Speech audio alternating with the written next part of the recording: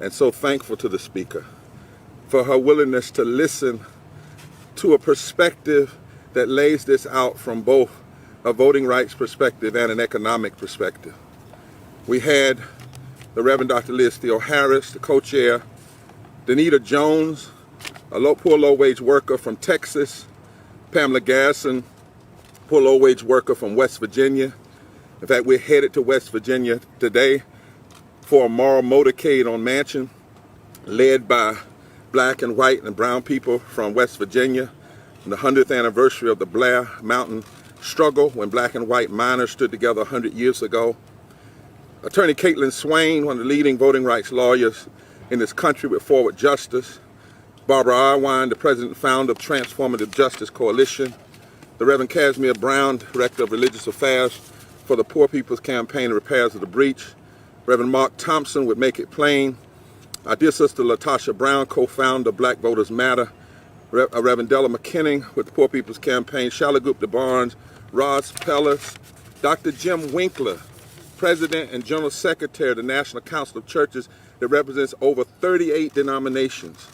The Reverend Terry Hord Owens, head of the Christian Church Disciples of Christ. Dr. Alvin Jackson, Dr. Adam Barnes, Rabbi Jonah Peshner with the Religious Action Center, Rabbi Abby with the Unitarians, Vanessa Nosey with the Apache Nation, Bishop Buddy with the Episcopal Church, Cliff Albright, Bishop Seth Latte with the AME Zion Church, Dr. Thatcher Datcher from the National Baptist Convention, Dr. Gina Stewart from the Progressive Baptist Convention, and Sarah Courtney from the League of Women Voters, and Virginia K. Solomon. Why do I list these names and take the time to do that? Because we came here today to talk about the intersection of economic justice and voting rights and economic justice, and that you can't separate the two. We came here clear that in our Constitution it's never separated. It calls us to establish justice and to promote the general welfare. Those two pillars must always be held together.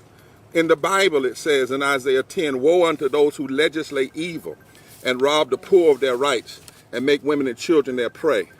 There are 140 million poor and low-wealth people in this country, 32 million who make less than $15 an hour, 65 million eligible to vote, and 56 million people, not even poor and low-wealth, who utilize the various voter access that was in place in 2020 that state legislatures are now trying to undo under GOP leadership.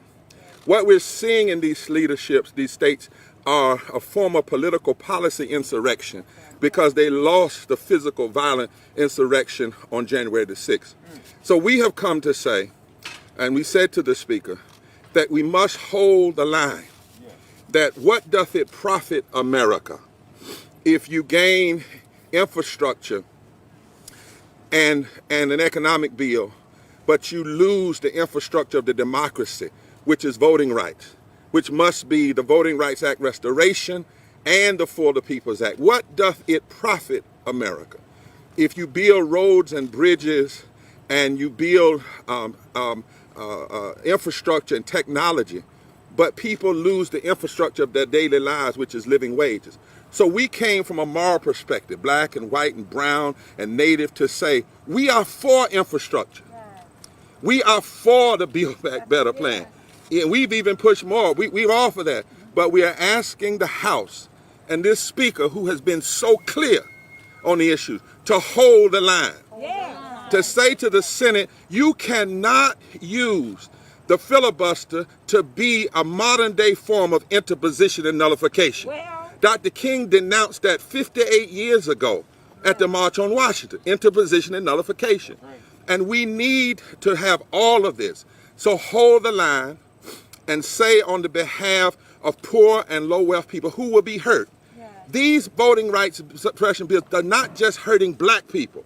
It's hitting black people. It's hitting brown people. It's going to hit Asian people. It's going to hit Native people. Yeah. It's going to hit disabled people. Yeah. And they're going to hurt poor and low wealth people. Yeah. And so we saw a historic passing of the Voting Rights Restoration Act, but it can't die in the House. No. We've got to have it passed in the Senate. But even with that bill, we still need the For the People Act to get this corporate money out of the elections so that people live by the Constitution and not by the whims of corporations. We must still have the 40 People's Act that protects the access to the ballot that 56 million Americans used in the last election. And we must have $15 in the union. And we know, lastly, that oftentimes in D.C., they tell us separate the issues. Problem is, when you're in the streets, when you're poor and low wealth, you can't separate the issues. You got to vote and you got to eat. You need to vote and be able to pay for medicine. You need to be able to vote and afford a house. And in this country, there's not a county where a person working a minimum wage job can afford a basic 2-bedroom apartment. In the 21st century.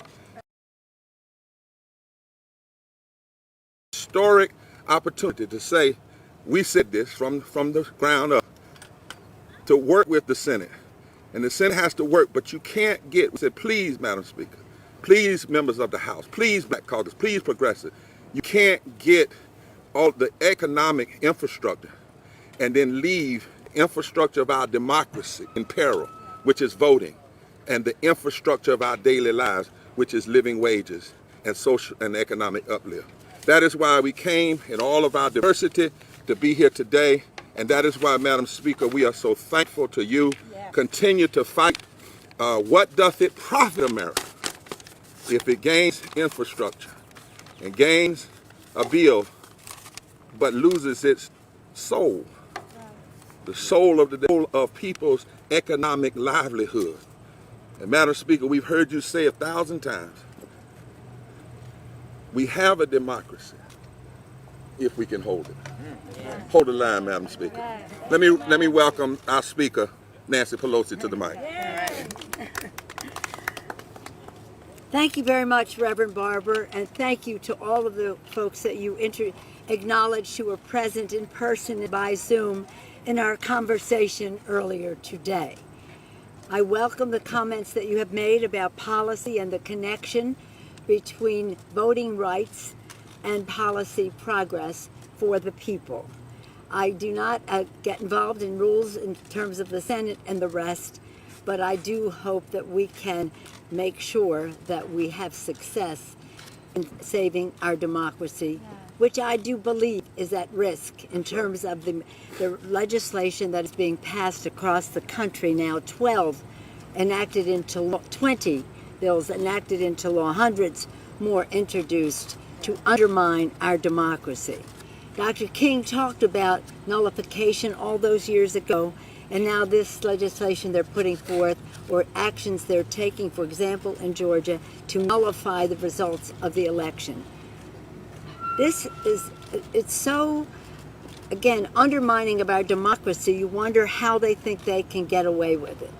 Well, we cannot let them get away with it.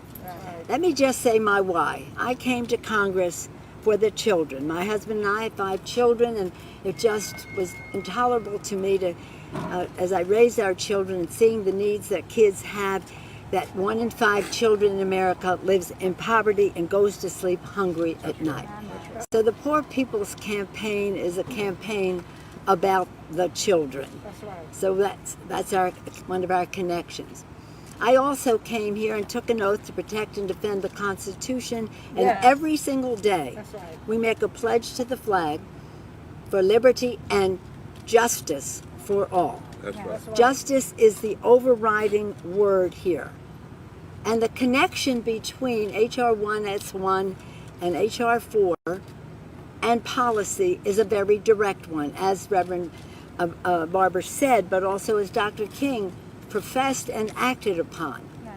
I do believe that one of the most significant ways we can improve the quality of the air our children breathe, the safety of the water they drink, the safety of their neighborhoods by stopping gun violence, the list goes on, is accelerated by stopping the big, dark money that is suffocating the airways in our electoral system in our country. That's right. Hence, we must pass H.R.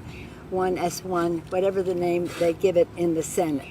So I thank the Poor People's Campaign because, as many of you have heard me say again and again, President Lincoln said, public sentiment is everything. Yes. With it, you can accomplish almost everything. Without it, practically nothing.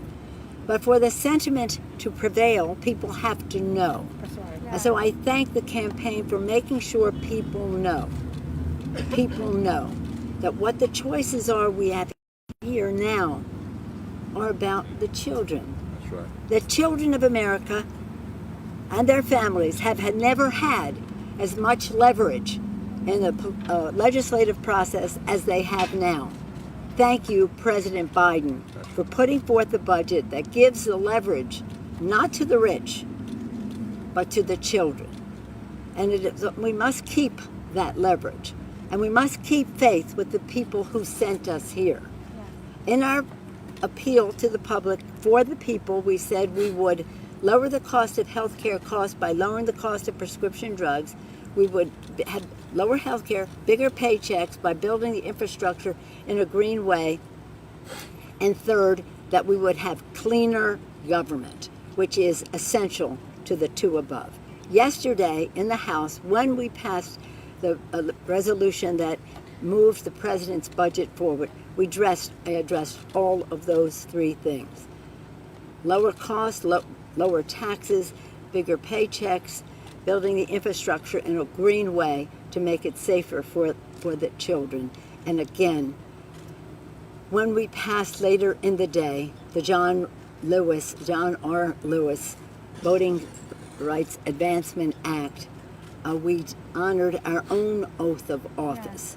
So we proudly stand before the Capitol of the United States, committed to our oath of office to protect and defend the Constitution and the people of the United States, respectful of our pledge that we make each day of liberty and justice for all. And we have a moment, a transformative moment, thanks to President Biden, a transformative moment to do something so big for the children, for the women, to build back better for the families of America. It's a pretty exciting time, and the next few weeks on how we get the reconciliation bill in sync with the Senate, respectful of the approach they have to take so that we can, again, just in a timely fashion, for the people, build back better. And now it is my privilege to yield the floor to Dr. Liz Theoharis. She is a remarkable leader, the Reverend. She's a Reverend. And every time she speaks, we're inspired. She gives us hope. She has knowledge and judgment, and she has been a force for mobilizing the outside. Whatever we can do internally with maneuvering and persuasion is greatly enhanced by the outside mobilization. Thank you for People's Campaign for your leadership in that regard. I welcome. Now, were you going to introduce her or am I introducing? I'll yield the floor. I yield the floor to Liz. I did want to say, Madam Speaker, that as Liz comes, we have two poor, low-wealth persons we want the media to hear from. You know, a lot of times you hear from people talking about people. One's from Texas, an African-American woman. One's from West Virginia, white, and a miner's daughter. And we need to hear that. And we want you to hear from Latasha Brown of Black Voters Matter. We can have so many voices. But this is critical. 55% of poor and low-wealth voters voted last time for the current administration. There's 65 million poor and low-wealth voters in this country, 1/3 almost of the electorate. We can no longer ignore that block. So whatever we talk about has to be talked about in terms of race and class and morality, not just a limited conversation. What we see happening in this country is not just Jim Crow, it's James Crow Esquire. It's an attack on the fundamentals of this democracy across the board. And that's what we want to make sure. And then lastly, we wanted to say, Madam Speaker, our great prayer, one of our prayers, and we said this to the Speaker, she said she can't determine the executive branch does, and since she's in the House, however, has this power right now to hold the line. And we pray, Mr. President, because much of what we've seen in these bills, the Poor People's Campaign has pushed for that and more. But we pray that the President will also sit down with a group of diverse moral leaders, like the Speaker did this morning, and impacted people. We pray that the President will go to Texas and go to Arizona and go to West Virginia and then call up the Speaker and say, can I come to the well of the Congress? This is your FDR moment, your LBJ moment, and lay out for America these three infrastructures That it's not about the Democratic Party surviving, the Republican Party surviving, but about America surviving. So Dr. Liz Theo Harris, come on and share with us, and then if we'll bring on Danita, first Pam Garrison and then Danita after. Right. Today, deeply honored to have been in an important meeting like this at such a time as this. Yes. We are witnessing the largest attack on our democracy since the first Reconstruction after the Civil War. And what we know is that that attack on our democracy impacts the 140 million people who are poor, or one healthcare crisis, one job loss, one emergency away from economic ruin, by far the most. That's right. We see that when racist voter suppression laws are allowed to exist in states across the country, that the people that get smuggled into office because of those laws, and no, I do not say elected because it is voter suppression that allows them to be there, that those politicians then pass policies That's right. that are, as Isaiah 10 says, legislating evil. They impact women. They impact children. That's right. They impact the poor of all races. And they impoverish this great democracy that we are living in. And so we come today saying, indeed, we have to connect these issues. That we are for the John Lewis Voting Rights Restoration Act. That we are for the People Act. That we are for $15 minimum wage in a union. And we are for policies and reconciliation bills and infrastructures that lift from the bottom so that everybody can rise. Right now, we're living in a moment of opportunity when it does not have to be this way. Does not have to be. People can come together, organize together, and realize a living standard that can raise everybody up. The idea that we can't do better than this, that there is scarcity, that we can't simply afford this, is a lie. And it's a lie that hurts the 51% of kids in the richest nation in human history who go to bed at night hungry. That is wrong.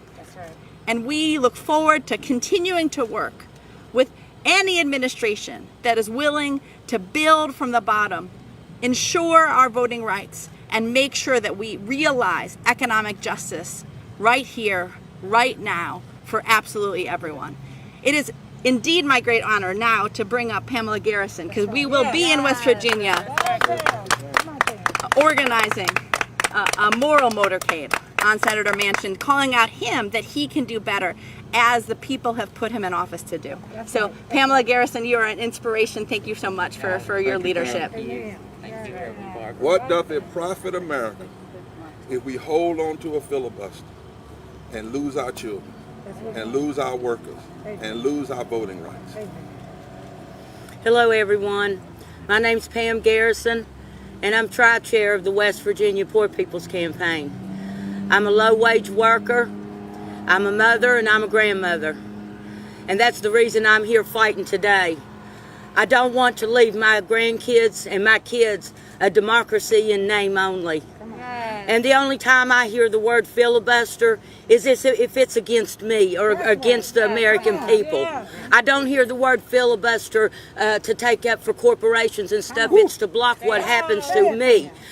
I want a $15 minimum wage. I have worked my whole life. I'm not lazy, but I am poor because of the policies that has been enacted. No one will listen to us. We're telling them we can't pay rent. We can't buy a car. I'll come from West Virginia. Tomorrow we're starting to celebrate the Blair Mountain, the miners at Blair Mountain. Well, I feel like I'm carrying on the same traditions and I'm standing on the shoulders of my ancestors, because what we're getting paid now is the same as script. We can't afford a home. We can't afford a car. We can't afford. I know of people that is plugging tires and bumming tires for 2 weeks until they get a payday. That's how we're living. These so-called filibusters. I've been in West Virginia working against voter suppression laws. There's 710,000 low and poor wage workers in West Virginia. We are 95% white. I have been fighting 15, 20 voter suppression laws. This is not about race. This is a strategy to control us and to keep us poor and beat down. And so thank you, Miss Pelosi, for listening to me, because my representatives aren't. That's the reason I'm in the streets, trying to get them to listen. We're hurting. We're scared. We're scared. We seen January the 6th, and I'm scared to death of the political insurrection I'm seeing in the states and in my halls of Congress. You know, we got to have federal help. This by the states ain't cutting it, people. They're just getting worse. We need federal help. That's right. So thank you. People, join us tomorrow for our moral march on Mansion. Join us. Okay. Thank you. Thank you. Right. Thank you. Thank you. Danita Jones. Yes.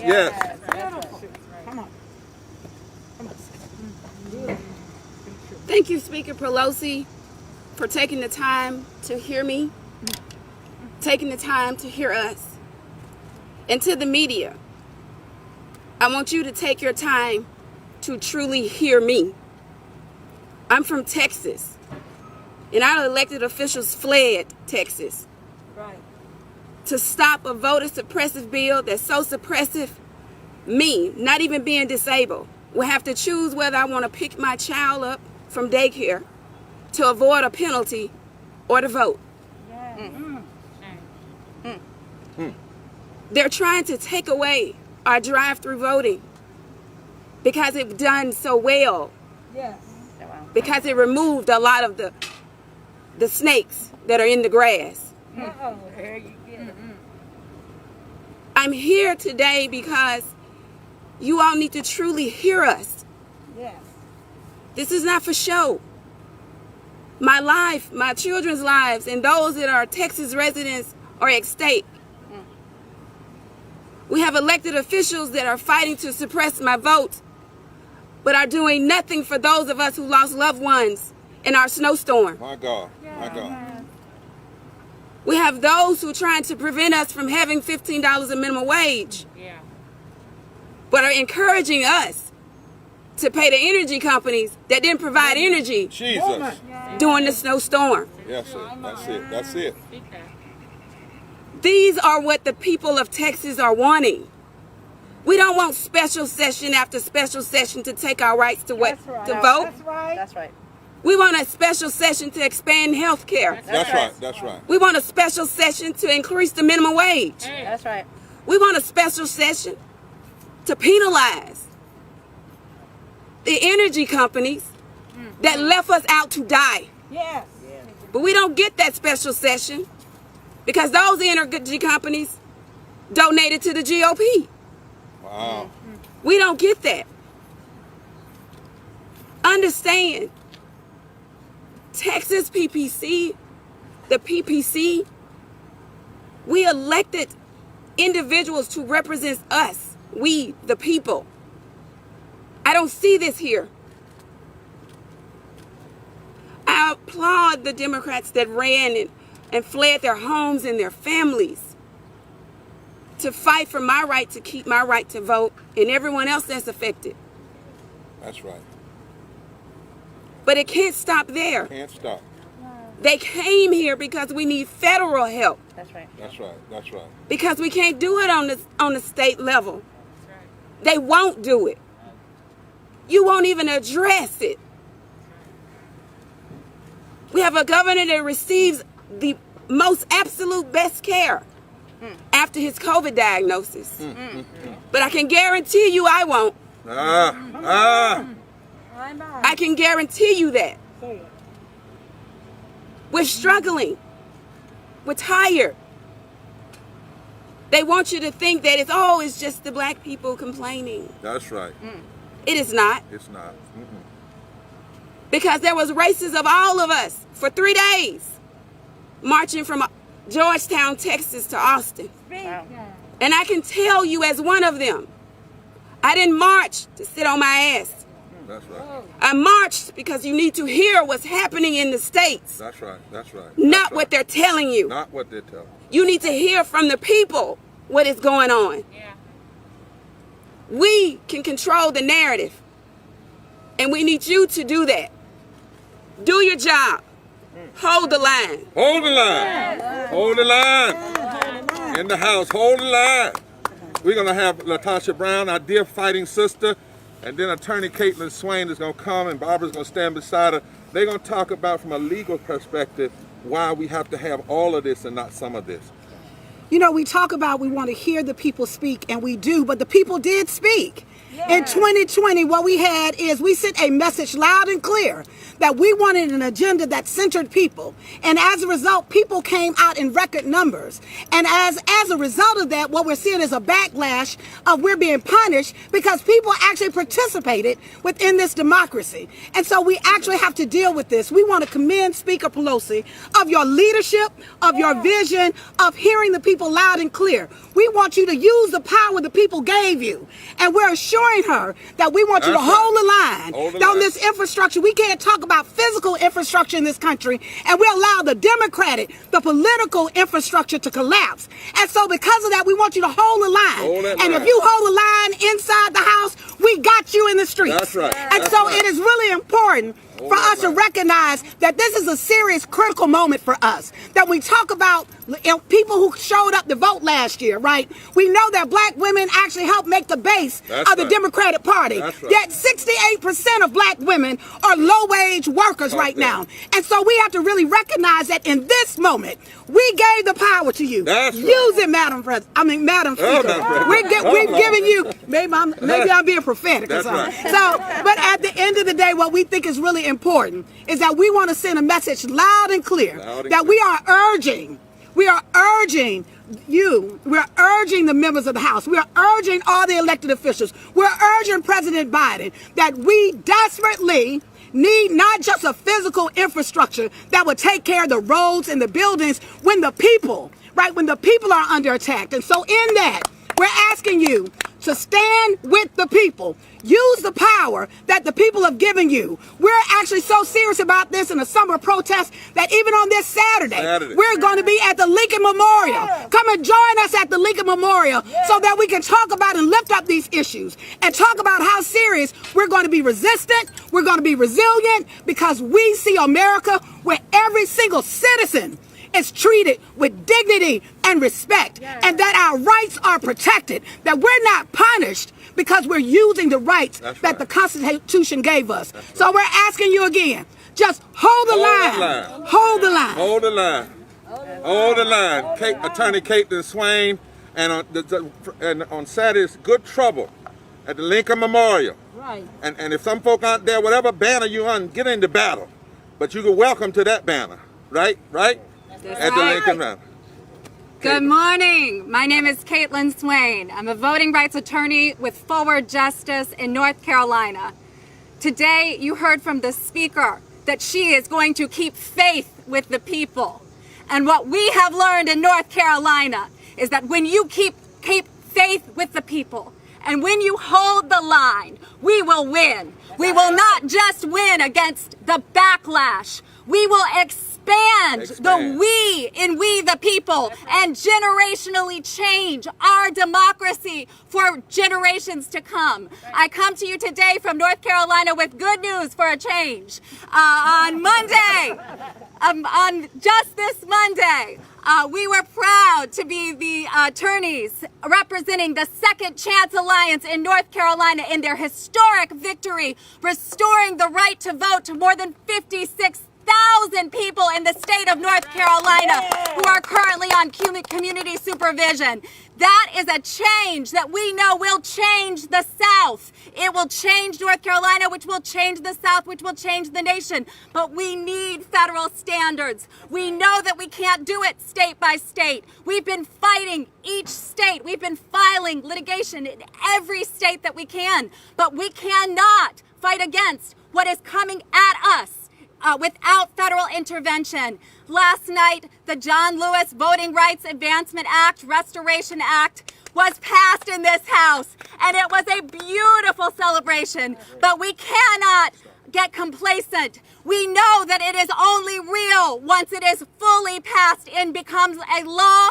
And we know that it is not enough to only have the John Lewis Voting Rights Advancement Act. We need the For the People Act, and we need every provision of it in its original form. We need the democracy restoration provisions. We need every component of the same-day registration, automatic voter registration. We cannot dilute these bills. No. The people have represented across this country that they are keeping faith with our Constitution, that they are keeping faith with our democracy. And now we know that this Congress can keep faith with them. Thank you very much. Thank you. Members of the media, you've heard it clear from all of these moral leaders, the Poor People's Campaign, from Black Voters Matter, Transforming, all of these. Here's the agenda. Hold the line and hold it together. End the filibuster. It cannot be used as a modern day interposition nullification. That's right. Pass the For the People's Act fully that John Lewis wrote now. Pass the Voting Rights Act restoration that is written in his name now. Pass $15 of living wage and lift those 32 million Americans who make less than living wage, who saved us during the pandemic. Yes. They went to work, they got infected, they got sick, they died. Yes. Some of them died. Yes. And we call them essential. Treat them like it. Right. And raise that living wage. Raise it. And then pass infrastructure that reaches to poor and low wealth community. Pass the Build Back Better plan.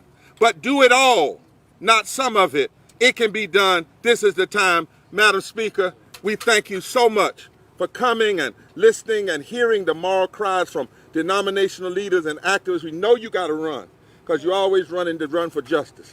And so we thank you.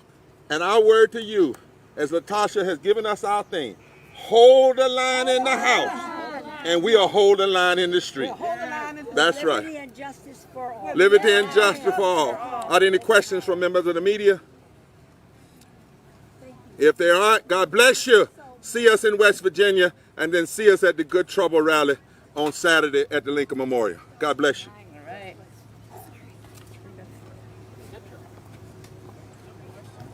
Pam, Madam Speaker, get a picture with Pam and Denise.